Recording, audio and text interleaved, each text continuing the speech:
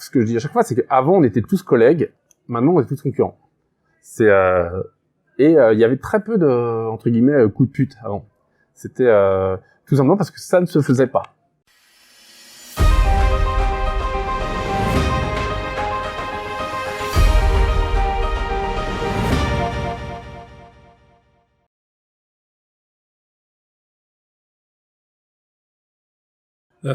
Ça fait une quinzaine d'années donc que tu es dans le secteur ludique.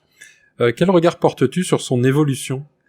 Moi, je vais être assez critique, donc ça dépend. C'est parce que faut pas être non plus sur le c'était mieux avant. C'est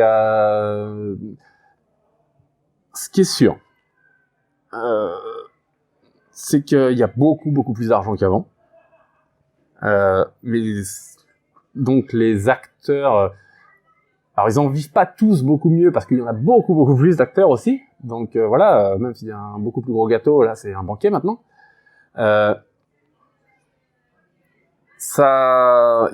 surtout il y a beaucoup plus de tension qu'avant. Ça c'est, il y a plus de, enfin il y a beaucoup moins en tout cas, mais moi je dirais même qu'il y a plus le côté grande famille du jeu. Ou alors c'est une famille où tout le monde se déteste. Parce qu'on est plus dans le cas de... Moi, ce que je dis à chaque fois, c'est qu'avant, on était tous collègues, maintenant, on est tous concurrents. Il y avait très peu de, entre guillemets, coups de pute avant. C'était tout simplement parce que ça ne se faisait pas.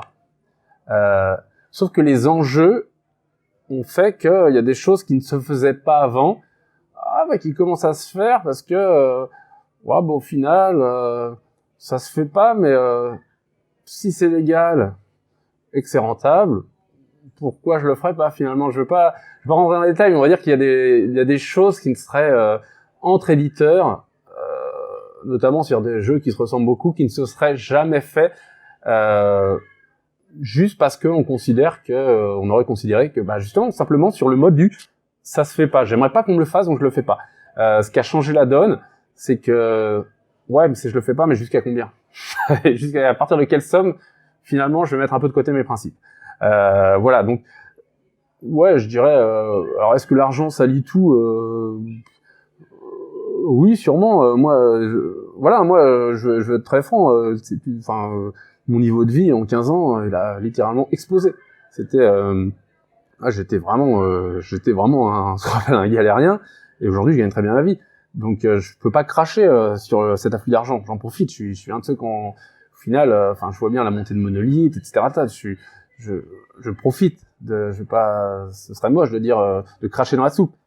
Mais il faut quand même aussi, encore une fois, reconnaître, par contre, que l'envers de la médaille, c'est des tensions colossales et une ambiance qui devient, qui est beaucoup plus malsaine et qui est beaucoup moins bon enfant. Enfin voilà, vraiment moins bon enfant qu'avant. Clairement, mais d'ailleurs, on a beaucoup critiqué l'arrivée des fonds dans le monde du jeu, mais les fonds, ils sont pas venus pour rien. Je veux dire, ils sont comme des requins qui sentent le sang. S'il y a des fonds aujourd'hui, c'est parce qu'il y a de l'argent. Et s'il y a de l'argent, c'est parce qu'il y a de la demande. Et s'il y a de la demande, c'est parce que les gens consomment beaucoup de jeux, et donc c'est ce qui permet qu'il y ait un turnover. Et c'est pour ça que les éditeurs font beaucoup de jeux, parce que les gens consomment. Et encore une fois, tout est systémique. Il y a pas de, c'est ça le problème. On est dans je sais pas si on peut dire une spirale d'ailleurs, mais en tout cas, il y a pas de hasard. Voilà. Là, il y a vraiment pas de hasard. Le côté, ça impacte. Enfin, ce qui impacte. Ce qui change au niveau des structures et de l'argent qu'il y a dans ces structures, ça a de toute façon aussi un impact au niveau de la moralité globale et des rapports sociaux, des rapports entre les humains. Et donc dans le monde du jeu, parce qu'il y a des humains.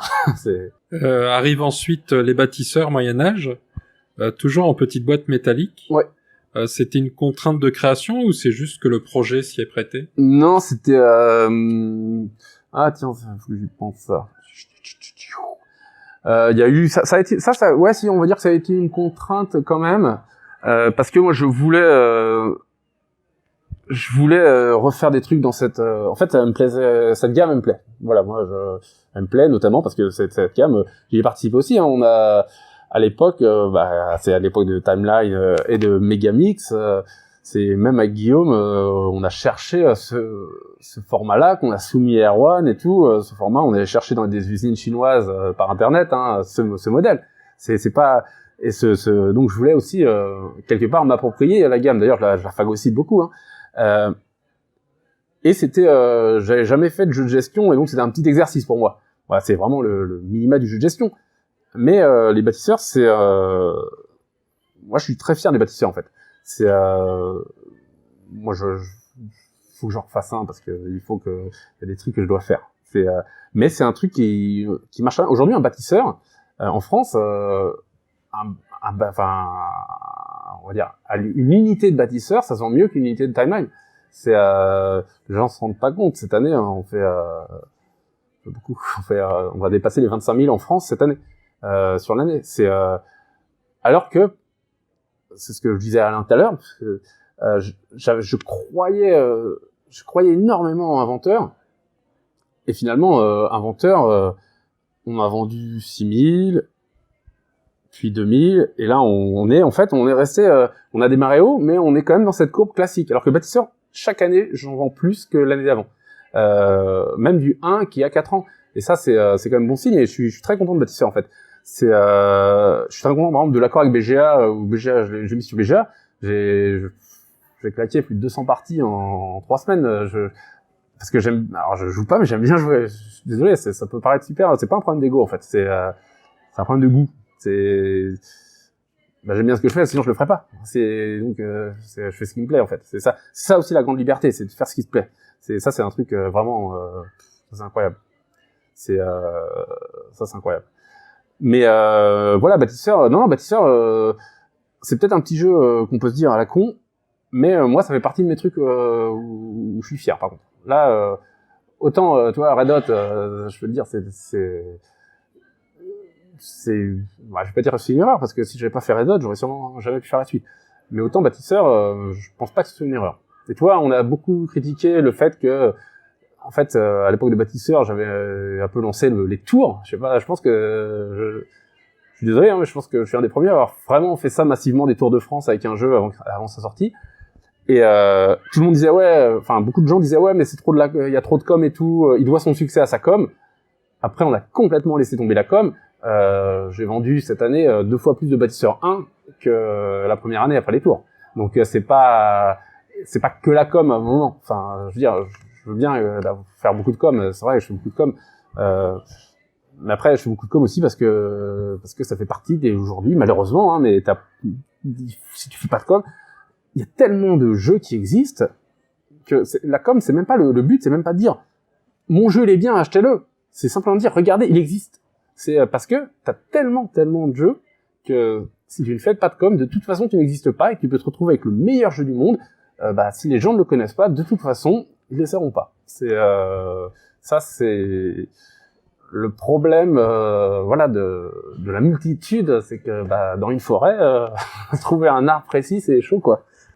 Tu parlais de tes présentations de jeux aux 4 coins de France, qui est un peu ta marque de fabrique d'ailleurs, avec les tournois aussi. Ouais, oui. Moi c'est un truc que comme je fais que ça, je me dis et comme je m'investis beaucoup et aussi financièrement dans mes jeux, ça c'est des trucs que et puis j'aime bien. Alors ça après ça double tranchant parce que quand tu fais le Tour de France. Moi, je suis un très très gros rouleur. L'année dernière, sur Inventeur, j'ai fait 60 000 bornes en caisse, je sais pas combien de bornes en avion. Mais le problème, encore une fois, c'est que le risque, c'est que tu sois toi en décalage avec que tu commences à perdre ton objectivité. C'est ce que je disais tout à l'heure avec Alain, c'est que sur Inventeur, peut-être que les retours que j'ai eus étaient plus enjoué que des retours totalement objectifs si je n'avais pas été là en fait. Ça c'est le problème. T'es pas dans un test in vivo. Tu penses que t'es dans un test in vivo, mais en fait tu l'es pas puisque le simple fait d'être là avec les gens qui sont en train de juger ton travail, ça impacte de toute façon leur jugement.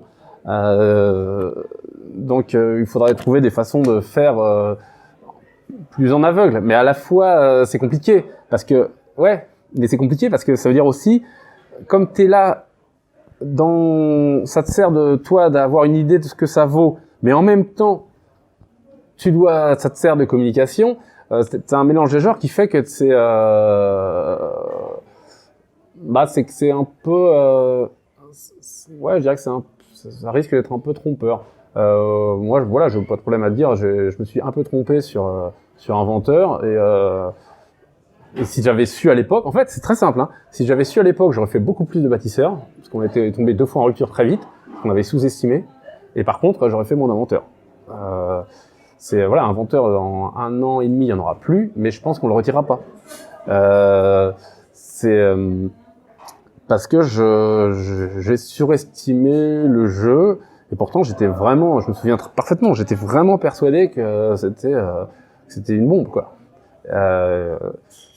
Or c'est pas le cas, donc clairement j'étais pas lucide. Enfin voilà, en tout cas j'avais je sais pas. Alors encore une fois, faut faire attention, mais est-ce que c'était parce que est-ce que c'est un problème d'ego que j'ai surestimé, je me suis surestimé sur Inventeur, où j'étais persuadé que pour moi avoir un bâtisseur, mais aller au-delà de ce problème d'opposition simple et d'obliger les gens à coopérer, je trouvais ça juste génial. Et en fait, non, voilà. Mais sauf que je le croyais réellement. C'était pas une. Je m'étais pas auto-convaincu. Je sais à peu près comment je fonctionne. Je pensais vraiment que c'était top, que c'était top. Tout ça en un truc aussi simple, etc. Et sauf que le plaisir que je prends moi à y jouer, clairement, il n'est pas partagé par tout le monde. Et c'est ça le problème. C'est le problème des goûts, justement des goûts personnels. Et voilà, j'ai des goûts. Voilà, le jeu est pas assez. C'est un jeu qui est fait pour le grand public, mais qui correspond pas au goût du grand public parce qu'il pêche sans doute par plein de trucs et je sais pas par quoi et c'est pas grave. Mais voilà, ce que je veux dire, ce qui est important, c'est de voir voilà aussi l'aspect déformant de troubler l'expérience en étant dans l'expérience soi-même. Ça mais ça je vois pas comment dépasser ça. Enfin si, il y a des façons, mais après c'est-à-dire que les façons c'est d'envoyer des gens, mais c'est-à-dire que si toi-même tu t'extrais de l'expérience. Déléguer en fait. Bah oui, mais c'est un problème aussi, c'est-à-dire que tu te coupes complètement du truc, sauf à être là en caché effectivement avec ton chapeau et ton manteau et de regarder ce qui se passe autour d'une table sans que les gens sachent que tu sois là. Mais peut-être un jour, hein. Non, mais il y a des façons, hein. Avec un miroir sans teint, je sais pas. Mais non, parce que c'est marrant parce que c'est un secteur qui grossit, qui a de plus en plus d'argent, mais qui fait pas plus d'expérimentation qu'avant. On fait pas je sais pas, on fait pas appel à des panels de joueurs pour regarder quels sont leurs goûts. On fait pas de tout ça. On marche à chaque fois, au doigt mouillé. C'est bien aussi le doigt mouillé, mais on fait pas de tests en double aveugle, des choses comme ça. Enfin, alors comme dans les jouets, par exemple, dans le monde des jouets où ils font beaucoup de tests. Ouais, ou de la bouffe, effectivement. Mais après, tant mieux quelque part, ça serait de la merde. En fait, je dis n'importe quoi parce que c'est à dire qu'on on serait dans des, ce serait l'usine en fait. Non, c'est ouf. Tu disais donc que ça représentait un gros investissement, le fait de faire toutes ces tournées, etc. Ouais. C'est pris en charge par l'éditeur ou seulement par toi? Non, là, ça dépend. Là, Conan, c'était moi. Inventeur, c'était moi. Bâtisseur, c'était moi. C'est moi.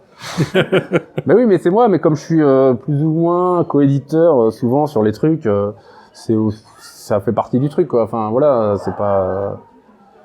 Tu sais à peu près quelle somme ça représente? Franchement, non, je peux pas te dire. Là, non, j'en ai aucune idée.